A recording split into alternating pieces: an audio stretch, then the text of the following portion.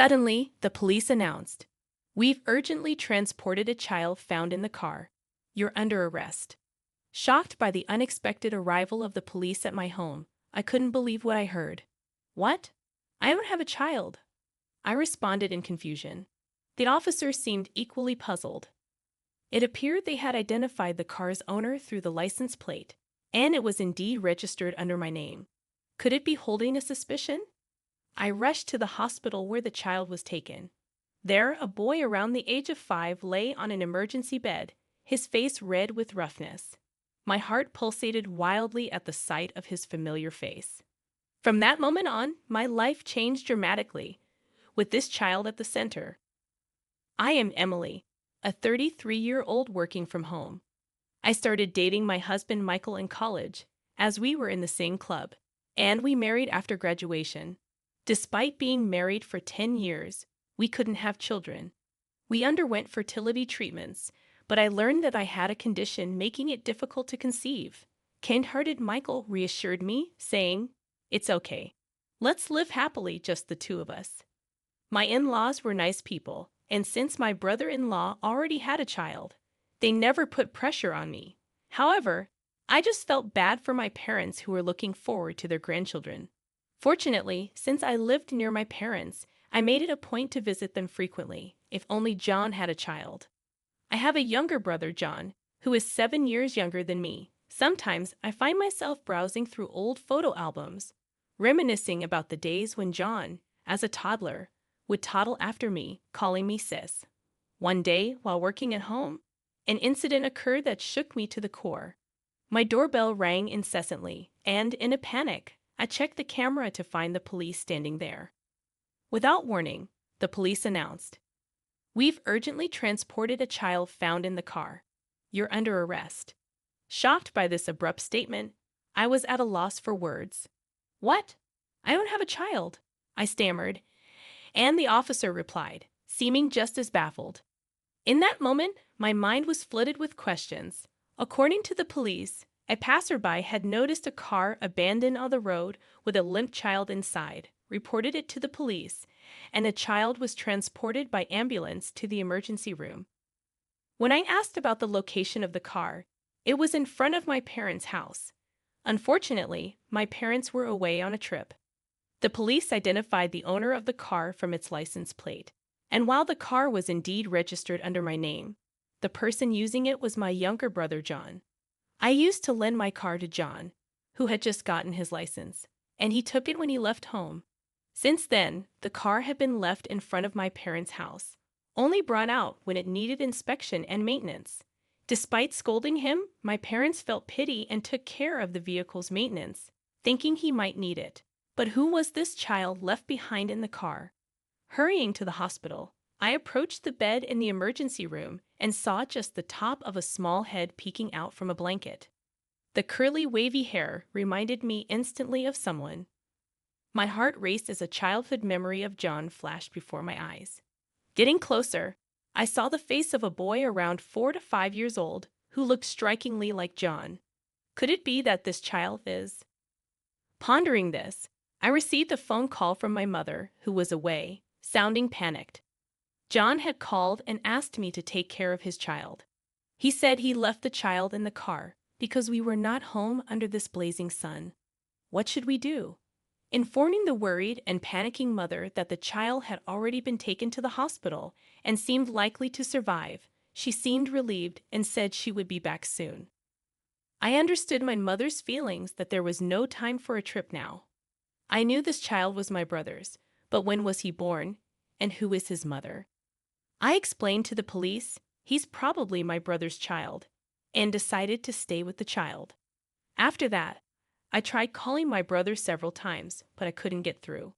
Looking at the child, he seemed to be in pain, such a small body enduring so much pain. At that moment, a nurse came and handed me the clothes the child was wearing. After changing him into hospital pajamas, they were ragged and severely dirty, with the word Tom written on the tag. From his extreme thinness and the state of his clothes, it was evident that he had been through a lot. It was easy to imagine that Tom had been raised in a miserable environment. That evening, my mother returned from her trip and rushed to the hospital. "John," she murmured, hugging Tom with tears flowing. Tom looked a lot like John. By the next day, Tom's condition had improved, but he seemed very scared. I gently asked him not to be frightened. "How old are you, Tom?" I inquired. "5 years old," he answered, spreading out one hand and adding his fingers. "Well, don't you speak so clearly?" I praised him and stroked his head, and he smiled for the first time. Still, Tom seemed thin, pale, and small. According to the doctor, there were bruises all over his body. I persuaded the police to let us take responsibility for the child until we could contact John and somehow avoided a report being made. 3 days later, Tom was discharged. I didn't want to dress him in his tattered clothes, so I bought new ones and had him changed into them. He looked even more intelligent and cute in them. Finally, I got through to John when we were leaving the hospital, but there was tremendous noise on the other end of the call. "How could you leave him in the car under the blazing sun?" "He was taken to the hospital." "He survived, didn't he?" "So it's fine," I argued. "He had bruises all over his body. Did you do this?" I questioned. "Thomas is clumsy. I was just disciplining him," John retorted without a hint of offense, leaving me out of words. "He's only 5 years old. He's stupid, can't even remember the letters. No matter how many times I tell him, it's annoying." "So I thought I'd leave him at our parents' house," he continued. I was shocked at my brother's verbal abuse of his son, thinking it might be better for him not to be with such a parent. "Furthermore," John said, "I'm in the middle of a casino jackpot right now," and hung up the phone. Seeing this, Tom, who looked worried, started to silently shed tears. I softly said, "It's going to be okay," and stroked his head. "He's only 5. A time to be selfish and cry." But he didn't, and it felt odd that he never called for his daddy or mommy. Imagining the reason made my heart ache. Afterward, following discussions with Michael and my parents, we decided to look after Tom in our home. At home, I prepared a kid's lunch with hamburgers and fries decorated with character flags. When I placed it in front of Tom, his eyes sparkled. "I've never seen anything like this. Can I really eat it?" he asked with amazement. "Of course. I made it for you, Tom," I replied. I loved the way he devoured it, ketchup all over his mouth, and a crunchy smile on his face. In the evening, Tom played around in the bath with Michael, laughing and enjoying. At night, I would read him picture books while lying next to him. He would listen intently with sparkling eyes, but then he would suddenly look at me with an anxious expression. "Can I stay here forever? I don't want to go back home anymore." "I get it. You want to stay here, right?" Tom nodded with relief, and it was heart-wrenching to see him that way. As the days went by, he became even more attached to me and Michael. When I was folding laundry, he would come over and offer to help. When I went shopping, he tried to carry my bags with his little body. Living together, I realized he was a kind and wonderful child. Michael and I, having grown so fond of him, started discussing adopting him, especially if John and his partner weren't planning to raise him. When I checked with the city office, I found that my brother and his wife had registered Tom's birth, and on the certificate of residence, the parents and Tom were living in my parents' house. We started consultations at the family court about a month after we took in Tom. John and a young woman came to visit. "Hey, thanks for taking care of Tom, lol." As soon as Tom saw them, he hurriedly hid behind me. He must have had some frightening experiences after years without seeing him. My brother looked more aggressive, and his clothes were unkempt. The young woman with him, who introduced herself as Riza, wore numerous piercings in her ears and nose, looking flashy like a playgirl. "How did you know where I live?" I asked. "Mom. By the way, sis, you're living in a nice house and having a great life, huh? And I have something to discuss regarding Tom." "Let me in," my brother insisted. I didn't feel good about it, but I couldn't refuse when it was about Tom. According to my brother, he had married this woman shortly after leaving home. They had been moving around frequently, and there were times when they lived in their car because they had no place to stay. While looking around my house, my brother suddenly got to the point. I heard from Mom that you don't have any children, right? You've been married for 10 years with no kids, so you probably can't have any, can you? He insinuated. What are you trying to say? I asked. We've got a great idea. If you want Tom, how about it? But it won't be for free, my brother proposed. I was stunned by the audacity of him trying to sell his son for money after attempting to leave him with our parents because he was annoyed. I was burning with anger. John, what do you think your child is? He's not an object. What's with the audacity of trying to sell him for money after having tried to leave him with our parents because you were annoyed? Because you're too serious. Our parents always sided with you. It's funny how you blame your parents and me for your own lack of success. Shut up. Just give me the money. Enraged, John raised his hand to hit me. At that moment, Tom, who had been hiding behind me, stepped forward. He spread his arms, trying to protect me from John. Seeing this, I became even more determined to protect Tom. Selling a child for money is unthinkable. However, I decided to give them the $13,400 I had saved in my dresser as a settlement. I also had them sign an agreement that they would never get involved with the child again and obtained their consent for the adoption. John's wife remarked, "It's refreshing not to have to raise such a troublesome child," surprising me with her coldness. Once the procedures were completed, the two took the money, smirked, and disappeared.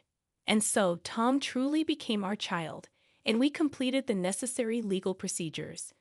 The following days were nothing but happiness. Tom grew up healthy, and we, as a couple, thanks to him, spent our days filled with smiles and joy.